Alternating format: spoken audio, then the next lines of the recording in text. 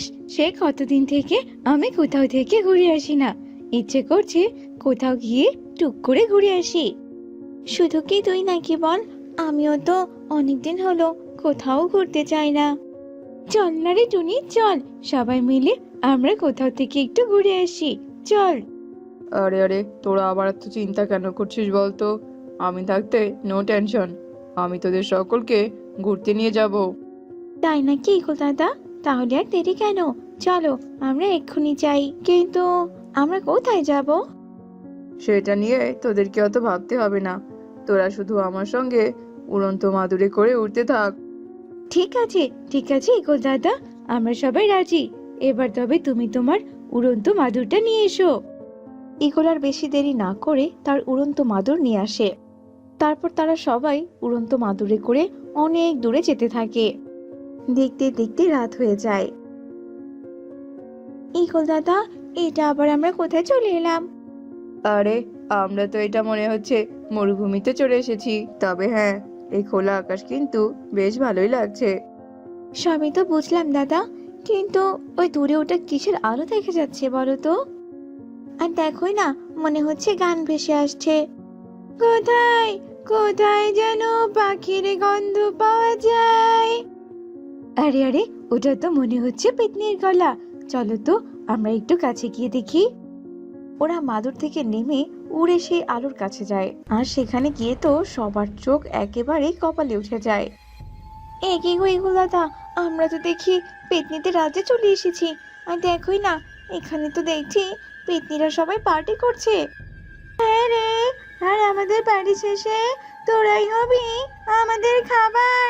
আজ রাতে খাবার মতো যে আমাদের কাছে কোনো মাংস নেই। তোরা এসে আমাদের যে অনেক উপকার হয়েছে রে। এই, তোরা কে কোথায় আছিস? তাড়াতাড়ি এখানে আয়। এসে এসব পাখিদের বেঁধে ফেল। তোমরা দয়া করে আমাদেরকে খেও না। ছেড়ে দাও, আমাদের ছেড়ে দাও। আমরা এখানে ইচ্ছে করে আসিনি। বিশ্বাস করো, আমরা যে এখানে ভুল করে চলে এসেছি।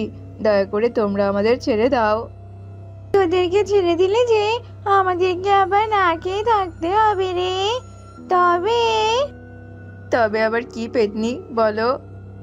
তবে আর কি, তোকে আমার বড্ড পছন্দ হয়েছে রে। তুই যদি আমাকে বিয়ে করিস, তবে আমি সবাইকে ছেড়ে দেব। ওরে ওরে বাবা রে, এ আবার কেমন কথা? আমার বিয়ে কিনা পেতনির সঙ্গে? না না, আমি কিছুতেই একটা পেতনিকে বিয়ে করতে পারবো না। আরে আরে ইগল দাদা, এটা তো তোমার জন্য সৌভাগ্যের ব্যাপার।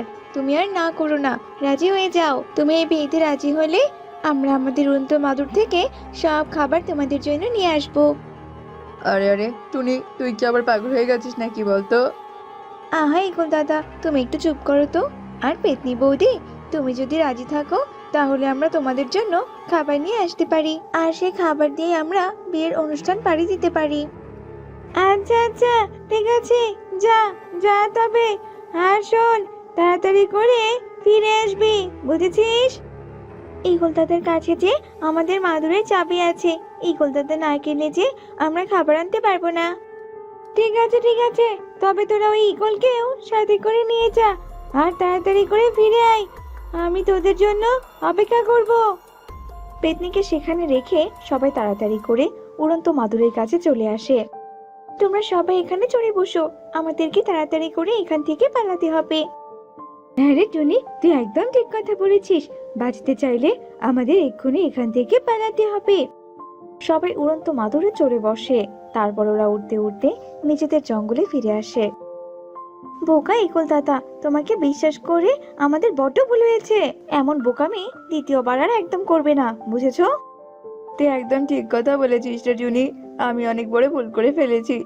এমন ভুল আমি আর কোনোদিনও করব না। যাও যাও, এবারে তবে নিজেদের বাড়িতে ফিরে যাও সবাই। ওরা সবাই যে যার বাড়িতে ফিরে যাবে। এমন সময় মিনু বৃদ্ধার কান্নার আওয়াজ ওরা শুনতে পায়। একে কি মিনু মাসির আবার কি হলো? চলো তো, চলো তো সবাই। মিনু মাসি, তুমি কাঁদছো কেন? কি হয়েছে তোমার? আমি যে ঘরে বসে কাজ করছিলাম, আর আমার মেয়েটা উঠোনে বসে রোদ পোহাচ্ছিল, এমন সময় একটা তান্ত্রিক আসে আর আমার মেয়েটাকে তুলে নিয়ে যায়। আমি আমার মেয়েটাকে অনেক খুঁজেছি, কিন্তু আমি আমার মেয়েটাকে কোথাও খুঁজে পাইনি রে। মাসি, তুমি কোনো চিন্তা করো না, আমরা সবাই মিলে খুঁজে দেখছি। এরপর সবাই মিলে তান্ত্রিককে খুঁজতে থাকে। আর এদিকে তান্ত্রিক, এটা হচ্ছে আমার 99তম বলি, আর একটা বলি দিলেই আমি মহা শক্তিশালী হয়ে যাব। আমাকে আর কেউ আটকাতে পারবে না, আর আমি অমর হয়ে যাব। পুরো জঙ্গল চলবে আমারই ছাড়াই, হা হা হা। দুষ্ট তান্ত্রিক অমরত্ব লাভ করার জন্য কুমারী মেয়েদের ধরে ধরে বলি দিতে থাকে। এদিকে ওরা খুঁজতে খুঁজতে তান্ত্রিককে খুঁজে পায়, আর ওরা আড়াল থেকে তান্ত্রিকের সব কথা শুনতে পায়। এই তান্ত্রিককে এক্ষুনি আমাদের জঙ্গল থেকে তাড়াতে হবে, কিন্তু তার জন্য আমাদেরকে মোড়ল মশাইয়ের সাহায্য নিতে হবে। এরপর সবাই মিলে মোড়লের কাছে যায় আর মোড়লকে সব ঘটনা খুলে বলে। সব শুনে তো মোড়ল ভীষণ রেগে যায়। ওই তান্ত্রিককে মৃত্যুদণ্ড দেওয়া হোক, চলো চলো সবাই আমার সঙ্গে। এরপর সব পাখিরা মিলে তান্ত্রিকের কাছে যায়। শয়তান তান্ত্রিক, আজই হবে তোর শেষ দিন। এই সবাই মারো মারো এই তান্ত্রিককে। আমাকে মেরে তোদের যে কোনো লাভ নেই, মার মার আমাকে, আমি আবারও ফিরে আসব।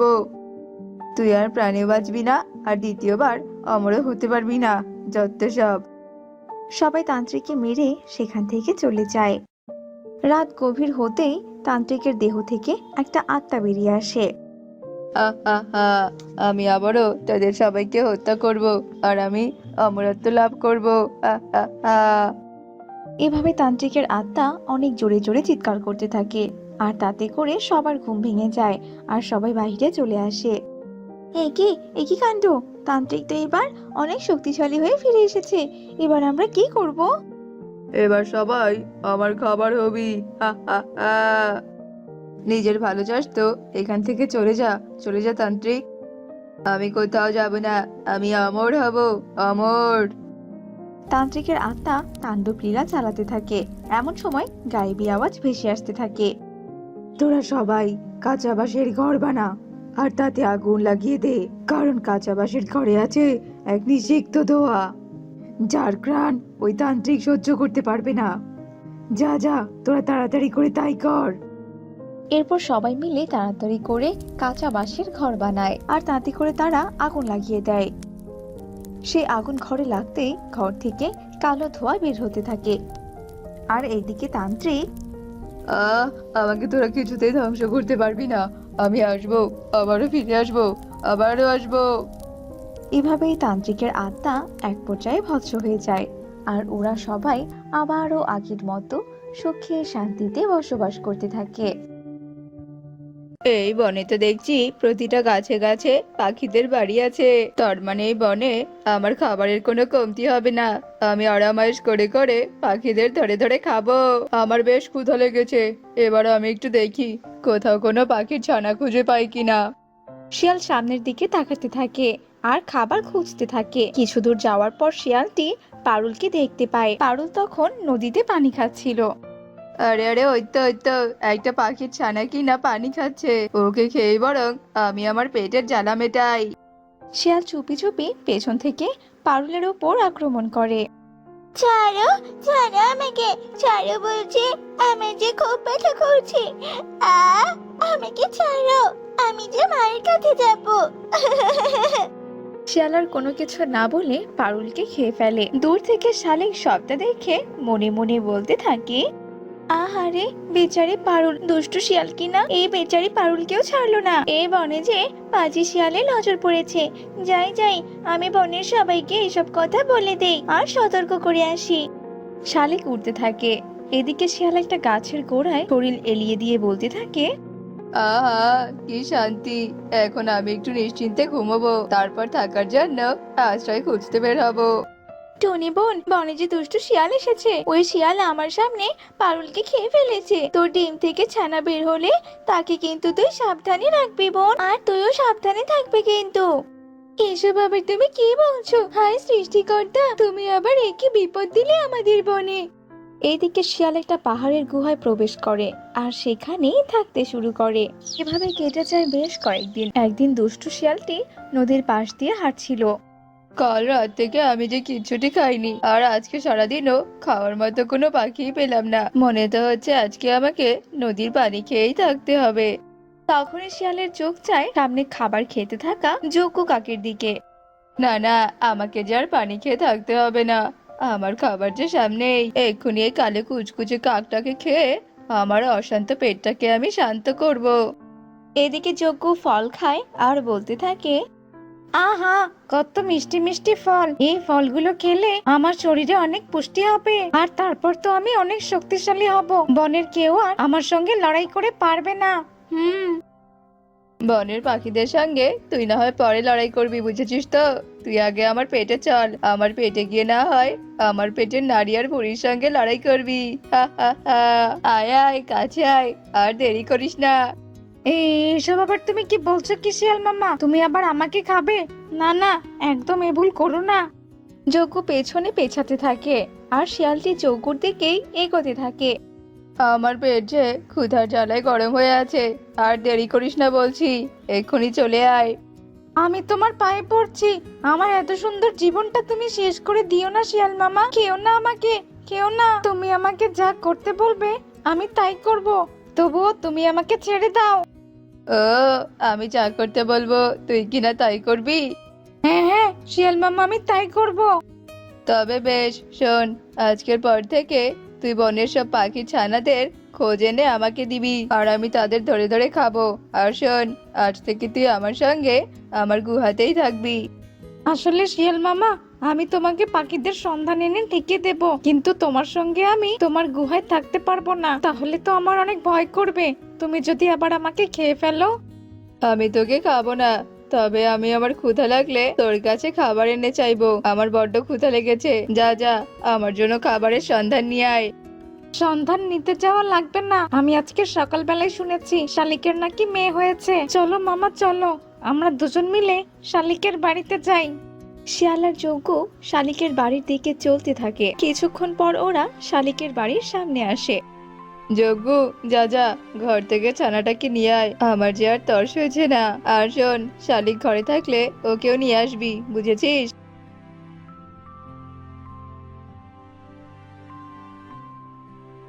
এই যে মামা, ছানাটাকে নিয়ে এসেছি, আর শালিক ঘরে নেই। নাও নাও, এবার তুমি এই ছানাটাকে খেয়ে নাও দেখি। শিয়াল ছানাটিকে খায় আর যজ্ঞকে নিয়ে সেখান থেকে চলে যায়। দূর থেকে শালিক সবকিছু দেখে নেয় আর শালিক অনেক কাঁদতে থাকে। আমার ছানা, আমার ছানা, যজ্ঞ কাক, তুই কি না ওই দুষ্টু শিয়ালের সাথে হাত মিলিয়েছিস? ঈশ্বর তোদের ছাড়বে না।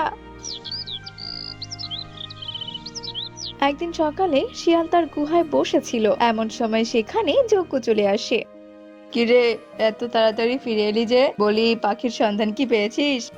হ্যাঁ হ্যাঁ মামা, পেয়েছি পেয়েছি। আমার বাড়ির পাশে ছোট্ট টুনি তার দুটো ছানাকে নিয়ে থাকে। তুমি চলো চলো, আজকে বরং তুমি টুনির ছানাকেই খাবে। শিয়াল আর যজ্ঞ টুনির বাড়ির সামনে আসে।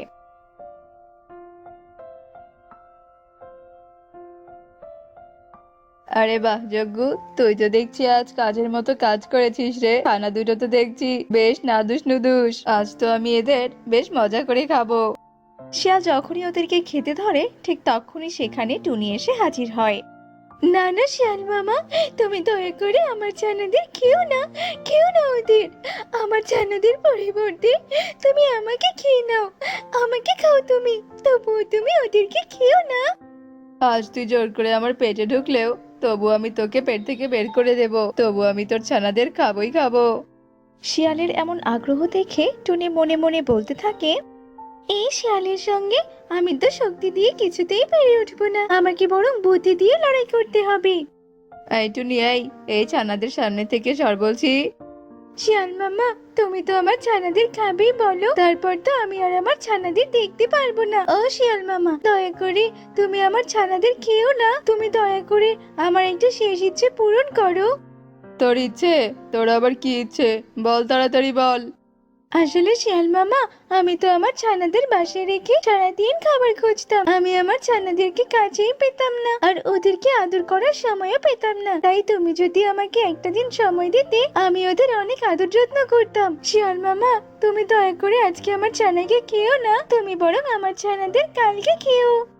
বেশ বেশ, তুই যখন এত করে বলছিস তবে আমি কালকে এসেই তোর ছানা খাবো। তবে হ্যাঁ, পালানোর কিন্তু একদম চেষ্টা করবি না। আমার ক্ষমতার হাত কত দূর সেটা কিন্তু তুই ভালো করেই জানিস। যজ্ঞ আর শিয়াল সেখান থেকে চলে যায় আর টুনি যেন হাঁপ ছেড়ে বাঁচে। প্রথমবারের মতো বুদ্ধি দিয়ে তো আমি জিতে গেলাম, কিন্তু আমি ওই শিয়াল আর যজ্ঞকে কিছুতেই ছাড়বো না। শিয়াল আর যজ্ঞ, কালকেই হবে তোদের শেষ দিন। ঠান্ডারা, তোমরা ঘরে যাও, আমি বনের সবাইকে বলে আসছি। ছানারা ঘরে প্রবেশ করে আর টুনি উড়ে উড়ে পাখিদের কাছে যায়।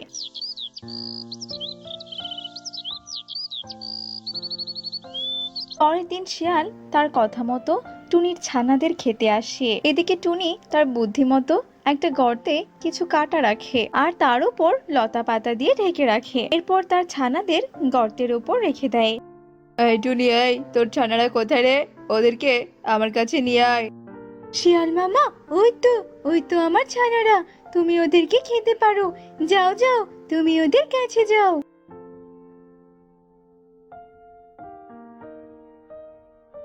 শিয়াল ছানাদের দেখে লোভ সামলাতে না পেরে লাফ দেয়। ছানারা সেখান থেকে উড়ে চলে যায় আর শিয়াল সেই গর্তের ভিতরে পড়ে যায়। শিয়ালের পুরো শরীরে কাঁটা প্রবেশ করে।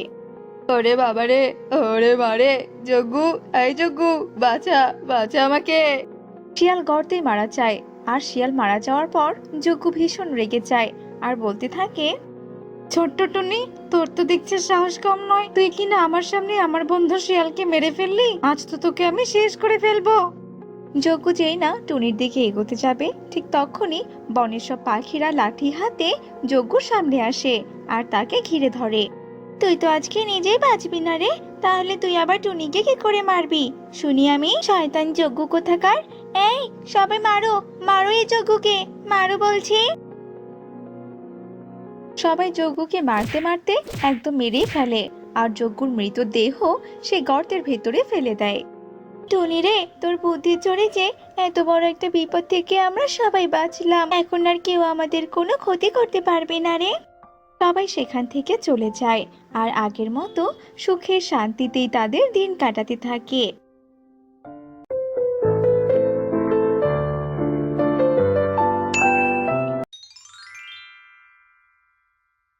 এই কালো অলকি, কত বেলা হয়েছে দেখেছিস? আজ কি আমি সারাদিন অনাহারে থাকবো নাকি শুনি? তোর মতো কাঙালির জন্য আমার ছেলেটা রোজ রোজ না খেয়ে যায়। কি রে মুখ পুরি, এখনো খাবার নিয়ে আসছিস না কেন? হ্যাঁ,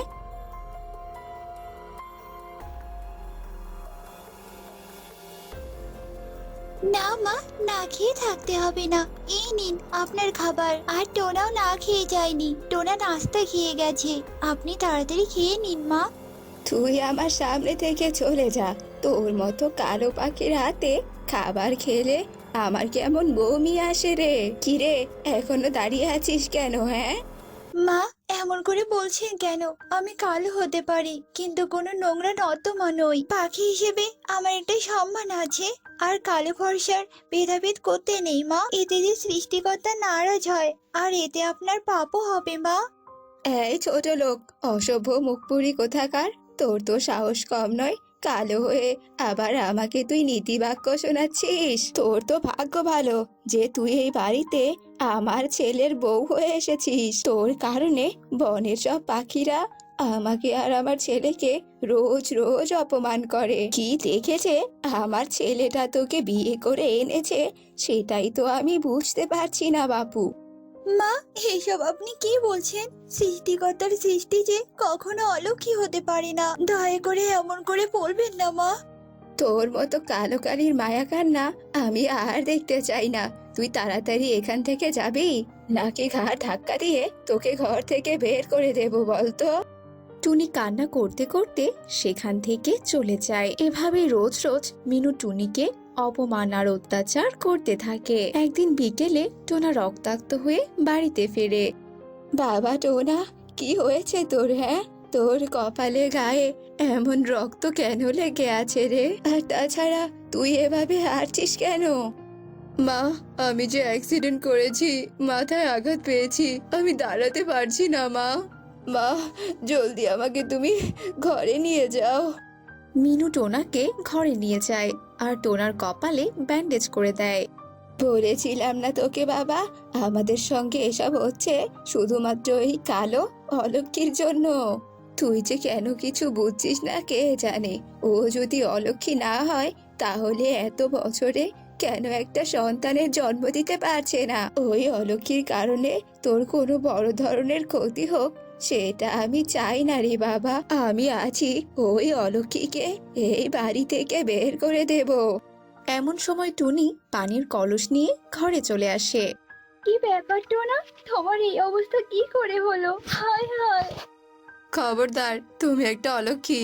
সকালে তোমার মুখ দেখে আমার ঘুম ভেঙেছে। আর আজকেই আমার এত বড় একটা অ্যাক্সিডেন্ট হলো। মা ঠিকই বলেছে, কালো কখনোই লক্ষ্মী হতে পারে না। টোনা, এসব কি বলছো টোনা? এসব যে কুসংস্কার টোনা। এসবের বিশ্বাস করো না তুমি। মা, আমি এর মুখ আর দেখতে চাই না। একে তুমি এক্ষুনি বাড়ি থেকে বের করে দাও মা। না না, এমনটা করো না, দয়া করো। তোমরা ছাড়া যে আমার আর কেউ নেই টোনা। আমি তোমার পায়ে পড়ছি, তোমাদের এখানে আমাকে একটু আশ্রয় দাও টোনা, আশ্রয় দাও। অলক্ষীর কোনো জায়গা এই বাড়িতে নেই। বেরিয়ে যা, বেরিয়ে যায় বাড়ি থেকে। মিনু টুনিকে ঘাড় ধাক্কা দিয়ে বের করে দেয় আর টুনি বনের রাস্তা দিয়ে একা একা হাঁটতে থাকে। টুনি একটা বড় গাছের নিচে বসে পড়ে। সৃষ্টিকর্তা, আমাকে কালো আর গরিব কেন বানিয়ে পাঠিয়েছো? বাবা মা, তোমাদের কালো মেয়ে যে ভালো নেই, আমাকে তোমাদের কাছে নিয়ে যাও। আমি যে আর এত কষ্ট সহ্য করতে পারছি না, আমি আর সহ্য করতে পারছি না। এমন সময় টুনির সামনে একটা তান্ত্রিক চলে আসে। কি ব্যাপার মিষ্টি মেয়ে, তুই এখানে এভাবে কাঁদছিস কেন? কি হয়েছে তোর, আমাকে বল। আমি যে কালো অলক্ষী তান্ত্রিক বাবা, আমার দুঃখ শুনলে যদি আবার আপনার বিপদ হয় তখন কি হবে? আপনি চলে যান এখান থেকে, দয়া করে চলে যান। নিজেকে এমন বলতে নেই রে মা, বল কি হয়েছে তোর, আমি তোকে সাহায্য করার চেষ্টা করব। এরপর টুনি তান্ত্রিককে সব ঘটনা খুলে বলে। এখন আমি কোথায় যাব, কি করব, আর কোথায় বা থাকবো? আমি তো কিছুই বুঝতে পারছি না। কাঁদিস না, আমার কথা মনোযোগ দিয়ে শোন। এই বনের গভীরে একটা সোনার ডিম দেওয়া পুকুর আছে। ওই পুকুরের কাছে গিয়ে হিং ঢিং ঢিং পুকুর আমায় দে ডিম, এই মন্ত্রটা বললেই আর পুকুর তোকে রোজ একটা করে সোনার ডিম দেবে।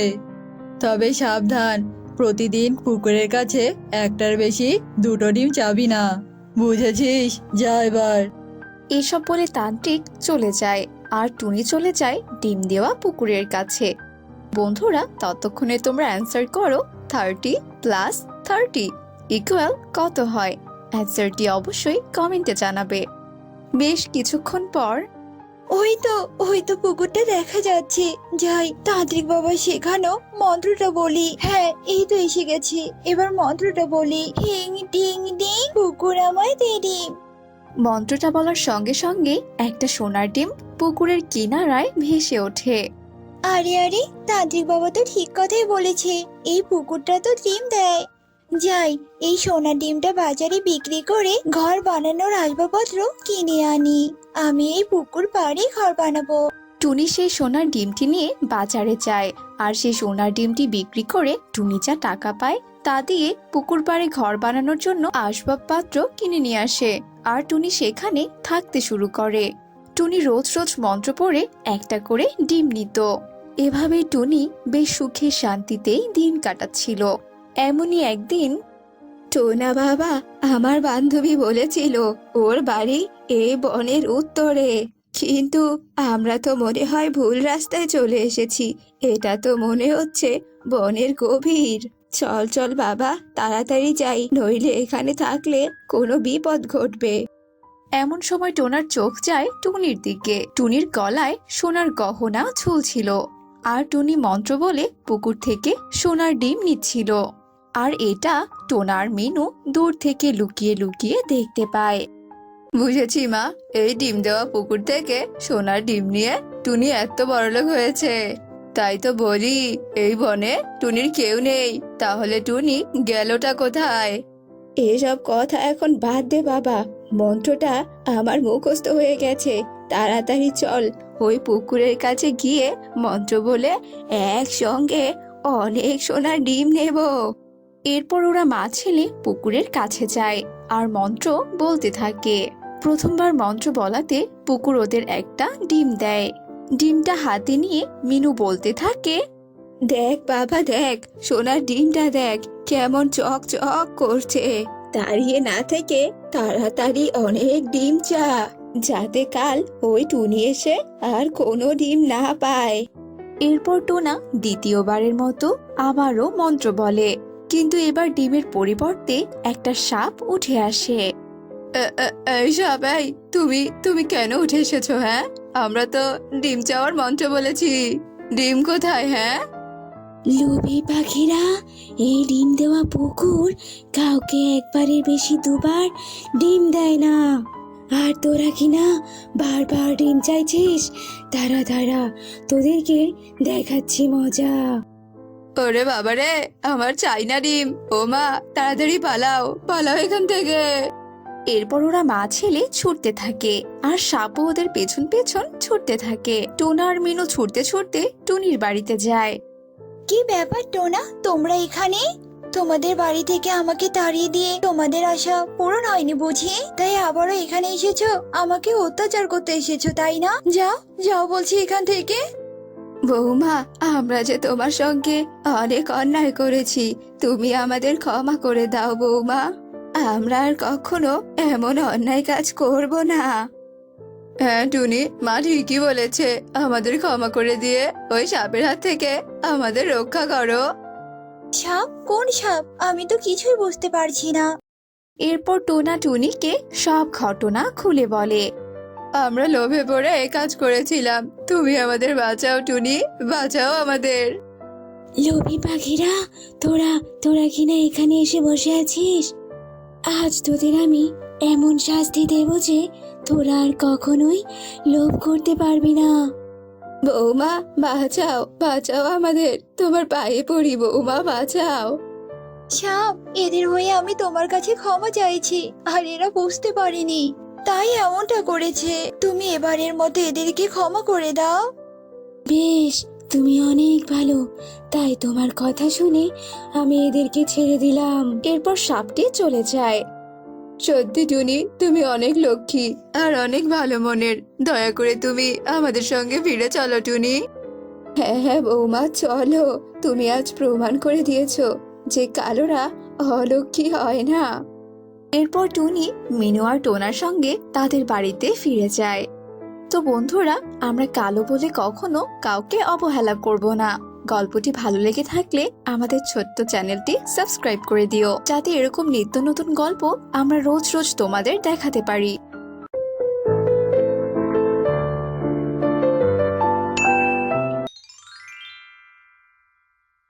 কি গো, এভাবে মাথায় হাত দিয়ে বসে আছো কেন?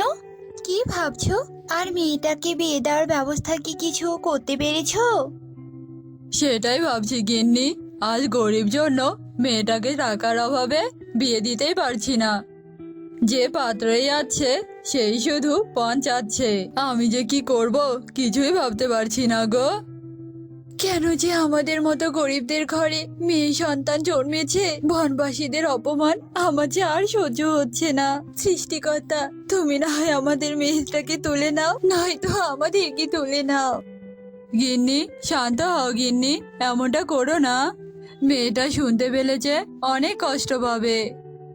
কষ্ট পেলেই বা কি আমাদের বলো?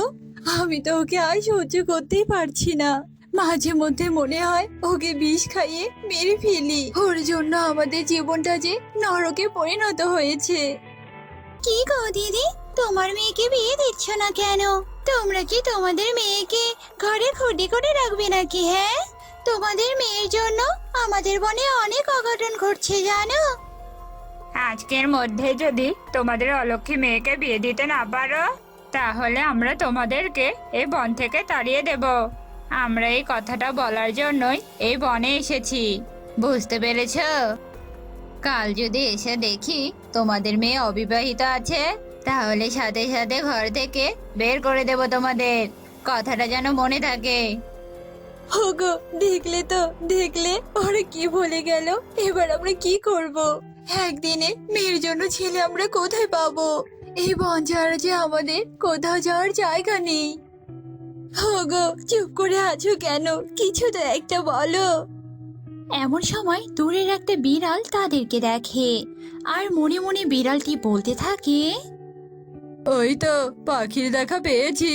যাই গিয়ে ওদেরকে বলি আমাকে অভিশাপ মুক্ত করার কথা। আমার যে বিড়াল হয়ে থাকতে অনেক কষ্ট হচ্ছে। আমি যে বিড়াল হয়ে মা বাবার কাছে ফিরে যেতে পারছি না। হে সৃষ্টিকর্তা, এই পাখিদের মন নরম করে দাও। গিন্নি, ওই দেখো কি সুন্দর একটা বিড়াল। আমি আমার মেয়েকে বিয়ে দেওয়ার উপায় পেয়েছি। আরে আরে দেখো, বিড়ালটা তো আমাদের দিকেই এগিয়ে আছে। সেটা না হয় বুঝলাম, কিন্তু টুনিকে বিয়ে দেওয়ার কি উপায় পেয়েছো তুমি? টুনিকে বিড়ালের সঙ্গে বিয়ে দেব, আর তারপর এই বিড়ালের সঙ্গে টুনিকে গভীর জঙ্গলে পাঠিয়ে দেব। তখন আর বনের পাখিরা আমাদেরকে আর তাড়িয়ে দেবে না গো। আমরা তখন চিন্তা মুক্ত থাকতে পারবো। কিন্তু তোমার মেয়ে কি বিড়ালকে বিয়ে করবে? জোর করে বিয়ে দেব। চলো আগে বিড়ালটাকে ধরি। এরপর বিড়ালটা ওদের সামনে এসে দাঁড়ায় আর বিড়ালটা কথা বলতে থাকে, কিন্তু বিড়ালের কথা কেউ শুনতে পারে না। আমাকে সাহায্য করো, আমি বিড়াল নই, আমি যে পাখি। দয়া করে আমাকে তোমরা মুক্ত করো। বিড়ালকে স্থির হয়ে থাকতে দেখে রাজু বিড়ালের গলা দড়ি দিয়ে বেঁধে দেয়। আরে আরে, তোমরা আমার কথা শুনতে পাচ্ছ না? আমাকে কেন বাঁধলে? ও, মনে পড়েছে। তার মানে তান্ত্রিক বাবার কথাই সত্য হচ্ছে। পূর্ণিমার রাত না আসা পর্যন্ত আমার কথা কেউ শুনতে পারবে না। হে সৃষ্টিকর্তা, হে কোন বিপদে ফেললে আমাকে। গিন্নি, বিয়ের জন্য সব প্রস্তুত করো, আর তুমি টুনিকে ডাকো। এ কি বাবা মা, তোমরা এই বিড়ালটাকে এভাবে বেঁধে রেখেছো কেন? ছেড়ে দাও ওকে, ও তো অনেক কষ্ট হচ্ছে। ওকে তো ছাড়ার জন্য ধরিনি, ওকে আমরা তোর সঙ্গে বিয়ে দেবো জন্য ধরেছি। যা ঘরে গিয়ে বিয়ের জন্য রেডি হয়ে নে। মা, এইসব তুমি কি বলছো? পাত্রপক্ষ বিয়ে করতে চায় না জন্য তুমি আমাকে একটা বিড়ালের সঙ্গে বিয়ে দিতে চাচ্ছ? তোমরা আমার বাবা মা নাকি শত্রু বলো তো? আমি এ বিয়ে কিছুতেই করবো না, কিছুতেই না। তুই যদি এই বিয়ে না করিস তাহলে তুই আমাদের দুজনের মরা মুখ দেখবি, এই বলে দিলাম। মা, এমন করে বলো না মা, আমি এই বিয়েতে রাজি। জন্মের পর থেকে তোমরা আমার জন্য অনেক কষ্ট করেছো, আর আমি চাই না আমার জন্য তোমরা পাখিদের কথা শোনো। আমি আমার স্বামী বিড়ালকে নিয়ে অনেক দূরে চলে যাব, যাতে তোমাদেরকে কেউ কোনো কথা শোনাতে না পারে। চলো বিড়াল স্বামী, চলো। হে সৃষ্টিকর্তা, তুমি আমার কপালে এত দুঃখ দিয়েছো, আমি যে আর পারছি না সৃষ্টিকর্তা। কেঁদো না টুনি, শান্ত হও। দুঃখের পরে যে সুখ আসে, এটা তুমি ভুলে যেও না। আর তুমি এখানেই দাঁড়িয়ে থাকো, আমি তোমার জন্য ফল নিয়ে আছি। এরপর বিড়াল ছুটতে গিয়ে টুনির জন্য ফল নিয়ে আসে, আর টুনি এটা দেখে ভীষণ খুশি হয়। খাবার আনার জন্য তোমাকে অনেক ধন্যবাদ। তুমি আমার স্বামী, আর আমি কখনো তোমাকে ছাড়বো না। এরপর টুনি আর বিড়াল ওখানেই থাকতে শুরু করে। একদিন রাতে বিড়াল কথা বলে ওঠে। টুনি, টুনি ওঠো, তুমি আমাকে সাহায্য করো। আজ রাতের কথাই তুমি শুধু শুনতে পারবে, সকাল হলে যে আর আমার কথা শুনতে পারবে না। দয়া করে ওঠো টুনি, আমাকে সাহায্য করো আমার রূপে ফিরে যেতে। কে কে কাঁদে আর কে সাহায্য চাইছো? আমি তোমার স্বামী বিড়াল, মানে উত্তরের বনে রাজা টোনা। আমাকে এই অভিশপ্ত বিড়াল থেকে মুক্ত করো টুনি। কিন্তু তুমি বিড়াল হলে কিভাবে? আর তুমি এতদিন আমাকে এ কথা কেন বলনি? আমি বনে শিকার করতে এসেছিলাম জানো, আর হঠাৎ করে একটা বিড়াল আমার সামনে আসে, আর আমি বিড়ালটাকে তীর ছুড়ি, আর বিড়ালটা সেখানেই সাথে সাথে মারা যায়। বেশ কিছুক্ষণ পর একটা তান্ত্রিক আমার কাছে আসে আর আমাকে অভিশাপ দেয়, আর আমিও সাথে সাথে বিড়াল হয়ে যাই। আসলে এই বিড়ালটা তান্ত্রিক বাবারই ছিল। তুমি আমাকে সাহায্য করো টুনি, আর তুমি সবটাই তো শুনলে। শান্ত হও, আমি তোমাকে মুক্ত করব। আর বলো, কি করলে তুমি মুক্ত হবে? এই বনে উত্তরের গাছের ডালে একটা সাবান ঘর আছে। ওই সাবান ঘরে একটা সাবান আছে। ওই সাবানটা দিয়ে আমাকে গোসল করালেই আমার ওপর থেকে এই অভিশাপ কেটে যাবে টুনি, আর আমিও মুক্ত হয়ে যাব। কিন্তু আমি ওই সাবান ঘরের আশেপাশে যেতে পারবো না যে। তোমাকে যেতে হবে না, তুমি এখানেই থাকবে, আর আমি তোমার জন্য ওই ঘর থেকে সাবান নিয়ে আসবো। এখন শুধু সকাল হওয়ার অপেক্ষা।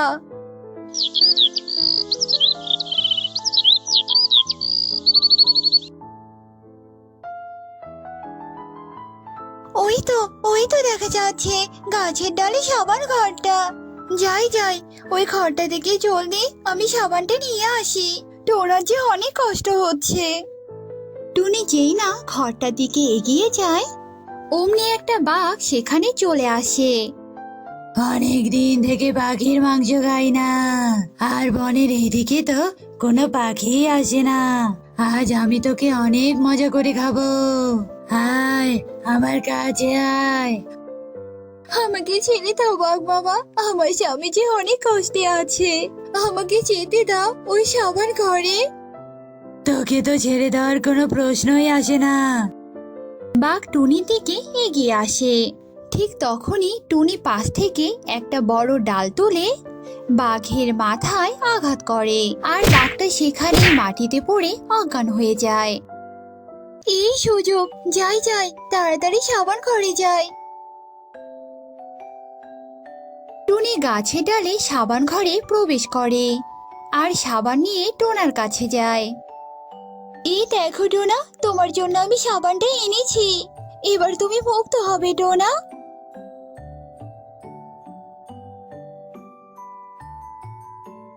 তোমাকে অনেক ধন্যবাদ টুনি, আমাকে মুক্ত করার জন্য। তোমাকে আমি আমার জীবনে পেয়ে অনেক খুশি টুনি। তুমি জীবনে অনেক কষ্ট পেয়েছো, তোমাকে আমি আর কোনো কষ্ট পেতে দেব না গো। চলো আমার সাথে আমার রাজ্যে ফিরে চলো। এরপর টোনা টুনিকে নিয়ে তার রাজ্যে ফিরে যায়।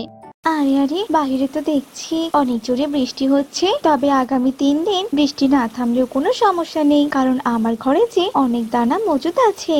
তাহলে তো এখন আর পড়াশোনা করতে হবে না, তাই না মা? পড়াশোনা করতে হবে না, আর স্কুলেও যেতে হবে না, শুধু ঘরে বসে বসে খাবার খেয়ে ঘুমিয়ে দিনটা কাটিয়ে দেওয়া যাবে, তাই না মা? বলো।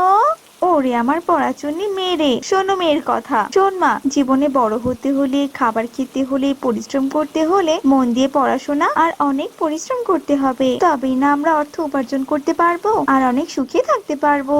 ও মা, এগুলো আবার তোমাকে কে শিখিয়েছে গো? এগুলো আমার মা আমাকে শিখিয়েছে সোনা, তাই তো আমি এগুলো শিখেছি। আর এখন আমি তোর মা হয়ে এই শিক্ষাগুলো তোকে দিচ্ছি, আর এই শিক্ষাগুলো এখন তোকে গ্রহণ করতে হবে, বুঝেছিস? আচ্ছা আচ্ছা, ঠিক আছে মা, আমি তোমার শিক্ষা শিক্ষিত হয়ে অনেক বড় হব। এভাবেই তারা মা মেয়ে খুনসুটি করতে থাকে। এমন সময় কে যেন টুনির দরজায় কড়া নাড়তে থাকে। একে একে কালু দাদা, এই অসময়ে তুমি আমার বাড়িতে কেন এসেছো? আসলে টুনি, আমার ঘরের সব খাবার যে শেষ হয়ে গেছে, আর আমার ছানারা খাবারের জন্য কান্নাকাটি করছে। তুই আমাকে দয়া করে একটু খাবার দে না রে বোন। আমি তোমাকে খুব ভালো করে চিনি কালু দাদা, তুমি অনেক অলস, আর তুমি তো একদমই পরিশ্রম করো না। আর তোমার আজকে পরিশ্রম না করার কারণে আজ তোমার ঘরে কোনো খাবার নেই। এমন অলস পাখি আমি একদম সহ্য করতে পারি না। যাও যাও, তুমি এখান থেকে চলে যাও, আর অন্য কোনো জায়গা থেকে খাবার খুঁজে নাও। যাও বলছি। প্লিজ টুনি, দয়া করে আমার বাচ্চাগুলোর মুখের দিকে তাকিয়ে আমাকে কিছু খাবার দিয়ে দে। এই বৃষ্টির সময় আমি যে কোথাও কোনো খাবার পাবো না রে, সেটা কি তুই জানিস না? মা, ও মা, তুমি কালু আঙ্কেলকে একটু খাবার দাও না। আচ্ছা আচ্ছা, ঠিক আছে। এই নাও, এই 1 বাটি খাবার তুমি তোমার ছানাদেরকে খাওয়াবে, আর বৃষ্টি কমে গেলে খাবার খুঁজে আনবে, বুঝেছো? আচ্ছা আচ্ছা, ঠিক আছে রে টুনি। কালু কাক টুনির দেওয়া খাবারগুলো নিয়ে বাড়িতে ফিরে যায়, আর খাবারগুলো কাকুলিকে দিয়ে সব ঘটনা খুলে বলে। এত করে তোমাকে আমি বললাম একটু পরিশ্রম করো, আর পরিশ্রম করে আমার কথা যদি তুমি শুনতে, তাহলে আর অন্যের কাছে এভাবে হাত পাততে হতো না। হয়েছে হয়েছে, আমাকে আর জ্ঞান দিতে হবে না। যাও যাও, এবার নিচে গিয়ে নিজের কাজ করে নাও। কাকলি আর কোনো কথা না বাড়িয়ে নিজের কাজে চলে যায়। দেখতে দেখতে বনে রাত নেমে আসে। ওদিকে বান্টি আর সুখী বাপের বাড়ি থেকে নৌকায় করে আসছিল। হঠাৎই অনেক বৃষ্টির কারণে তাদের নৌকাটা মাঝ নদীতে থেমে যায়। বান্টি, আমার যে ভীষণ ঠান্ডা লাগছে, তুমি দয়া করে কিছু একটা করো বান্টি, আর তাড়াতাড়ি করে ঘাটে যাওয়ার ব্যবস্থা করো। আমি আর কি করব বলো তো সুখী, আমি তো নৌকা চালানোর অনেক চেষ্টা করছি, কিন্তু নৌকার কি যে হলো, নৌকাটা একদমই চলছে না। আমি তো কোনো কিছুই বুঝতে পারছি না কি যে হলো। বান্টি আর সুখী নৌকা চালানোর অনেক চেষ্টা করে, কিন্তু তারা কোনোভাবেই নৌকা চালাতে সক্ষম হয় না। এদিকে মুষলধারে বৃষ্টি পড়ার কারণে দুজনেই কাঁপতে থাকে, আর হঠাৎই একটা বড় ঢেউ এসে নৌকাটা ডুবিয়ে দেয়। বান্টি, বান্টি, আমি যে ডুবে যাচ্ছি, আমাকে বাঁচাও, বাঁচাও আমাকে, আমি যে ডুবে যাচ্ছি, বাঁচাও। আমার এই ডানাটা তুমি ধরো, তুমি কিন্তু একদম আমার ডানাটা ছাড়বে না। সুখী বান্টির ডানা শক্ত করে ধরে, আর বান্টি কোনো রকমের সাঁতরে গিয়ে পাড়ে উঠে যায়। আমার যে খুব ভয় করছে বান্টি, চারদিকে কেমন চমচমে হয়ে আছে, গা চমচমে ভাব, আর কি ঘুটঘুটে অন্ধকার দেখো। আরে আরে, কি অবস্থা সুখী, তোমার মাথা থেকে রক্ত ঝরছে কেন? তোমার মাথা কি করে ফাটলো, আর রক্তই বা ঝরলো কেন? আমার মাথা তো ফাটেনি, তাহলে এই রক্ত কোথা থেকে এলো? বান্টি, উপরে তাকিয়ে দেখো। পেতনি, দেখো দেখো। তোরা দুজন কিনা আমাকে দেখে ফেলেছিস, তবে তো তোদের দুজনকে দেখা দিয়েই খেতে হয়। পেতনি, আমরা অনেক বিপদে পড়ে এখানে এসেছি, তুমি আমাদের না খেয়ে দয়া করে আমাদের সাহায্য করো। আমরা তো আর তোমার কোনো ক্ষতি করিনি গো, যে তুমি তার প্রতিশোধ হিসেবে আমাদের দুজনকে খাবে। তা অবশ্য তোরা একদমই ঠিক বলেছিস রে। তা বলি, তোরা আবার এখানে কি করে এলি? এখানে তো সচরাচর কেউ আসে না, আর তাছাড়া আমি বা তোদের কি করে সাহায্য করতে পারি বলতো? এরপর বান্টি পেতনিকে সব ঘটনা খুলে বলে। পেতনি, আজ রাতটা আমাদের এখানে কোনো নিরাপদ স্থানে রেখে কাল সকালবেলা আমাদের বাড়ি ফিরে যাওয়ার ব্যবস্থা করে দিতে হবে। আচ্ছা আচ্ছা, ঠিক আছে ঠিক আছে, এত অস্থির হোস না, তোরা আয় আয় আমার পিছু পিছু, আমি তোদের সব ব্যবস্থা করে দিচ্ছি। ও মা, কত সুন্দর, গাছের উপরে একটা ঘাসের ঘর। আমার তো ঘরটা অনেক পছন্দ হয়েছে। দেখো বান্টি, কি সুন্দর একটা ঘাসের ঘর। তোরা আর দেরি করিস না, তোরা বরং এই ঘাসের ঘরে ঢুকে পড়, আর বাকিটা সকাল হলে বুঝতে পারবি। আচ্ছা আচ্ছা, ঠিক আছে, ভালো পেতনি, তোমাকে অনেক অনেক ধন্যবাদ গো। তোরা এই ঘরের ভেতরে সব ধরনের খাবার পেয়ে যাবি রে, তাই ঘরের ভেতরে ঢুকিয়ে খাবার দাবার খেয়ে তোরা বরং শুয়ে পড়। এসব কথা বলে পেতনি সেখান থেকে অদৃশ্য হয়ে যায়। এদিকে বান্টি আর সুখী সেই ঘাসের ঘরের ভেতরে ঢুকে পড়ে, আর ভেতরে থাকা খাবারগুলো খেয়ে ওরা দুজন ঘুমিয়ে পড়ে। দেখতে দেখতে সকাল হয়ে আসে, তবুও বৃষ্টি থামার কোনো নামই নেই। বান্টি আর সুখী ঘরের দরজা খুলে পুরো অবাক হয়ে যায়। বান্টি, আমরা তো দেখছি আমাদের বনে চলে এসেছে গো। দেখো দেখো, সবাই বৃষ্টির কারণে কোথাও যেতে না পেরে সবার ঘরের দরজায় বসে আছে। সুখী, আমি তো আমার চোখে কিছুতেই বিশ্বাস করতে পারছি না গো। বান্টি আর সুখী এইসব দেখে ভীষণ খুশি হয়। তারপর তারা দুজন বৃষ্টিতে ভিজে সবাইকে সব কথা খুলে বলে। এই সব কথা শুনে কালুর মনে অনেক লোভ হয়। এদিকে দেখতে দেখতে রাত হয়ে যায়। এখন তো অনেক রাত হয়েছে, বান্টি নিশ্চয়ই নিশ্চিন্তে ঘুমোচ্ছে। এই সুযোগে আমাকে আমার কাজটা করতে হবে। কালু চুপি চুপি বৃষ্টিতে ভিজে সুখীর বাড়িতে ঢুকে খাবার চুরি করার জন্য, কিন্তু বোকা কালু খাবার চুরি করার ধান্দায় অন্য সবকিছু সে ভুলে যায়। ওরে বাবারে, ওরে মারে, জ্বলে গেল গো, জ্বলে গেল, আমার পেছন চলে গেল, কে আছো, বাঁচাও বাঁচাও আমাকে। কালুর এমন চিৎকার শুনে বান্টি আর সুখী ঘুম থেকে উঠে পড়ে, আর তারা দুজনে জল ঢেলে কালুর লেজ থেকে আগুন নেভায়। কালু দাদা, তুমি আমাদের কাছে চাইলেই তো আমরা তোমাকে খাবার দিয়ে দিতাম, তোমাকে আর এত কষ্ট করে চুরি করতে হতো না। চুরি করা যে মহা পাপ গো, আর তার শাস্তিও তুমি পেলে, দেখেছো তো? আমি যে লজ্জিত, আমি আর কোনোদিনও এভাবে চুরি করব না, আমাকে তোমরা ক্ষমা করে দাও। দেখো দেখো, তোমরা দেখো, আমার লেজটা কতখানি পুড়ে গেছে। কালু কাক তার নিজের ভুল বুঝতে পারে, আর সে মাথা নত করে সেখান থেকে উড়ে তার বাড়িতে চলে যায়।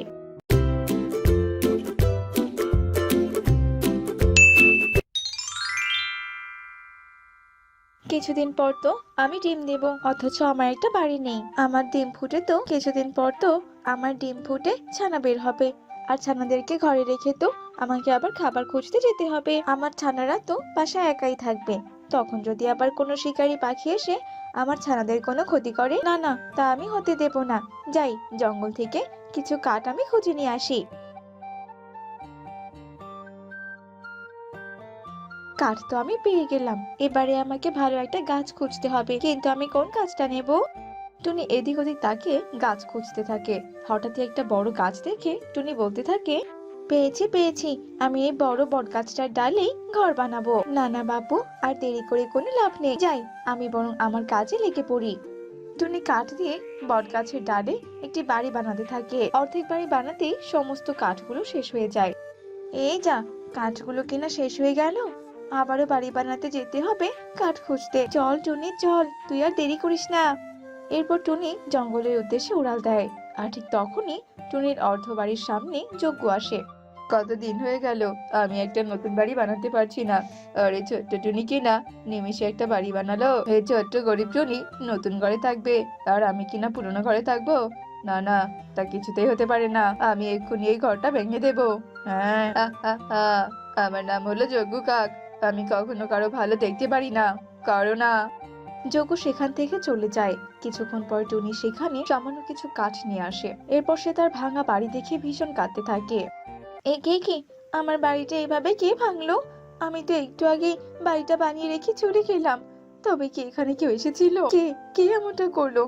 আরে ওই তো তোতা দাদা যাচ্ছে, আমি বরং তাকে গিয়ে জিজ্ঞেস করি। এরপর টুনি উড়ে তোতার কাছে যায়। কি ব্যাপার রে টুনি, তোর আবার কি হয়েছে? তুই এভাবে কাঁদছিস কেন? আসলে দাদা, আমি না বাড়ি বানানোর জন্য জঙ্গল থেকে কাঠ এনেছিলাম। অর্ধেক বাড়ি বানানোর পর আমার কিছু কাঠের কমতি পড়ে, তাই আমি আবারও কাঠ আনতে যাই। কিন্তু দেখো, ফিরে এসে আমি দেখি কে যেন আমার কাঠের ঘরটা ভেঙে ফেলেছে। দাদা, তুমি কি দেখেছো আমার ঘরটা কে ভেঙেছে? আমি তো তোর বাড়ি ভাঙতে কাউকে দেখিনি বোন, কিন্তু আমি যজ্ঞ কাককে ওখানে দাঁড়িয়ে থাকতে দেখেছি। আমি যাই রে বোন, আমার যে অনেক কাজ আছে। এই বলে তোতা সেখান থেকে উড়ে যায় আর টুনি সেখানে দাঁড়িয়ে কাঁদতে থাকে। না না, এভাবে কেঁদে আর কি হবে, আমাকে তো বাড়ি বানাতে হবে। আমার কাছে যে আর কোনো কাঠ নেই, যাই আমি বরং কিছু খড় খুঁজে নিয়ে আসি। এই খড় দিয়ে আমি আমার গাছের ডালে সুন্দর একটা বাড়ি বানাবো, আর সেখানে আমি ডিম দেব। টুনি খড় দিয়ে বাড়ি বানানোর কাজ শুরু করে, আর কিছুক্ষণের মধ্যেই টুনির বাড়ি বানানোর কাজ শেষ হয়ে যায়। আরে আরে বাহ, বাড়িটা তো দেখতে বেশ সুন্দর হয়েছে, এখন তবে আমার আর কোনো চিন্তা নেই। যাই, এবারে গিয়ে মিষ্টি ফল খুঁজে নিয়ে আসি, বাড়ি বানাতে বানাতে আমার বড্ড ক্ষুধা পেয়ে গেছে। টুনি মিষ্টি ফল খোঁজার জন্য বনের গভীরে চলে যায়। আর ঠিক তখনই যজ্ঞ সেখানে আসে। আরে আরে, ছোট্ট টুনি তো দেখছি বেশ জেদি, একটা বাড়ি আমি ভেঙে দিয়েছি বলে জেদ করে আরেকটা বাড়ি বানিয়েছে। কোনো ব্যাপার না, তবে এই বাড়িটাও আমি ভেঙে দেব। এরপর যজ্ঞ টুনির ঘরের বাড়িটাও ভেঙে দেয়। এরপর সে সেখান থেকে চলে যায়। কালো কাক টুনির সেই ঘরটি ভেঙে দিয়ে সেখান থেকে চলে যায়। এইদিকে টুনি খাবার নিয়ে এসে দেখে তার ঘরটি ভাঙা। একে ঝড় নেই বাতাস নেই, আমার ঘরটা এভাবে ভেঙে গেল কি করে? আমার এমন ক্ষতি কে করছে কিছুই তো বুঝতে পারছি না। আমি কত কষ্ট করে বাড়িটা বানিয়েছি। টিয়ে দিদি, ও টিয়ে দিদি, আমার বাড়িটা এভাবে কে ভাঙলো? তুমি কি কাউকে দেখেছো? আমি তো তেমন কাউকে দেখিনি, তবে ওখানে যজ্ঞ দাঁড়িয়ে ছিল বোন। তার মানে ওই যজ্ঞই আমার বাড়িটা ভেঙেছে। আমি এক্ষুনি যাবো ওর কাছে। যজ্ঞ দাদা, কাজটা কিন্তু তুমি একদম ভালো করোনি। পরপর তুমি দুবার আমার কষ্টের বাড়িটা ভেঙে দিয়েছো। আমি তোমার নামে বনের মোড়লের কাছে নালিশ দেব। চুপ কর বেয়াদব কোথাকার, তোর কাছে কি এমন প্রমাণ আছে বলতো যে তোর ঘরটা আমি ভেঙে দিয়েছি? প্রমাণ ছাড়া মোড়ল কোনো বিচার করবে না, বুঝতে পেরেছিস তো? এসব কথা বলে যজ্ঞ টুনিকে তাড়িয়ে দেয়, আর টুনি নদীর পাড়ে এসে কাঁদতে থাকে।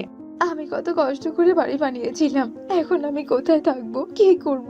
আমার মাথায় যে কোনো কিছুই আসছে না। তখনই নদীর পাড় থেকে ঈগলের ছানা ইকড়ে চিৎকারের আওয়াজ ভেসে আসতে থাকে। বাঁচাও, আমাকে বাঁচাও, মা, বাবা, কে কোথায় আছো? আমাকে বাঁচাও, আমি যে ভেসে যাচ্ছি। আরে আরে, ছানারা তো ভেসে যাচ্ছে না, এক্ষুনি ওকে উদ্ধার করতে হবে।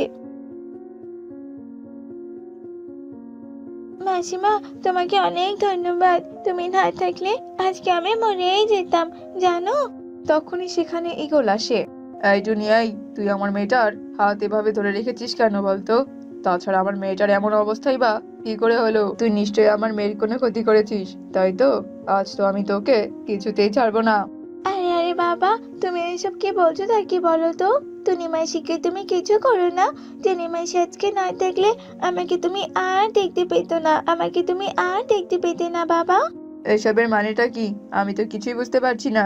আসলে বাবা, আমি গাছের ডালে বসে বসে ফল খাচ্ছিলাম, হঠাৎই জোরে বাতাস আসে আর আমি তাল সামলাতে না পেরে নদীতে পড়ে গিয়েছিলাম। আমি তো সাঁতার জানি না, তাই আমি নদীতে পড়ে চিৎকার করছিলাম, আর তখনই টুনি মাসি এসে আমাকে বাঁচিয়েছে।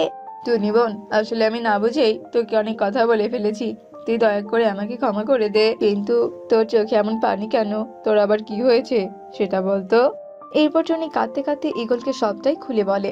তুই একদম চিন্তা করিস না, আমার দুটো বাড়ি, একটা নদীর পাড়ে আর একটা হচ্ছে বনের ওপারে। বনের গভীরের যে বাসাটা, ওখানে আমরা থাকি, আর তুই তো নদীর পাড়টাতেই থাকতে পারবি।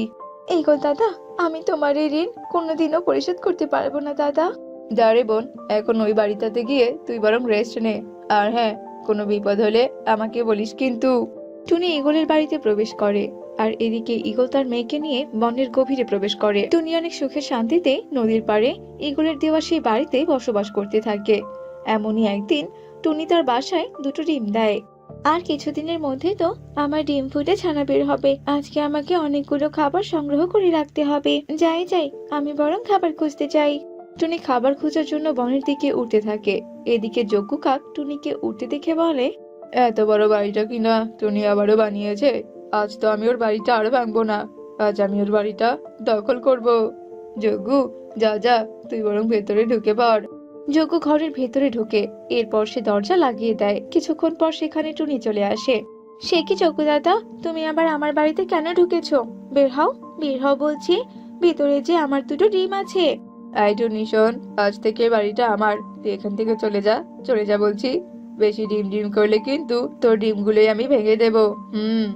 এতদিন আমার কষ্টের বাড়ি ভেঙেও তোমার শান্তি হয়নি, তাই না? দাঁড়াও, আমি এক্ষুনি আসছি। এরপর টুনি উড়ে গিয়ে ঈগলকে সবটা বলে আসে। সব শুনে তো ঈগল ভীষণ রেগে যায়। তুই আমার সঙ্গে চল টুনি, আজ আমি ওই যজ্ঞকে মজা দেখাবো। শয়তান যজ্ঞ, তুই আমার বোনের বাড়ি দখল করবি তাই তো? দাঁড়া। এসব কথা বলে ঈগল যজ্ঞর উপর আক্রমণ করতে শুরু করে, আর যজ্ঞ আহত হয়ে সেখান থেকে পালিয়ে যায়। আর এরপর থেকে টুনি ঈগলের বাড়িতে একাই সুখে শান্তিতে বসবাস করতে শুরু করে।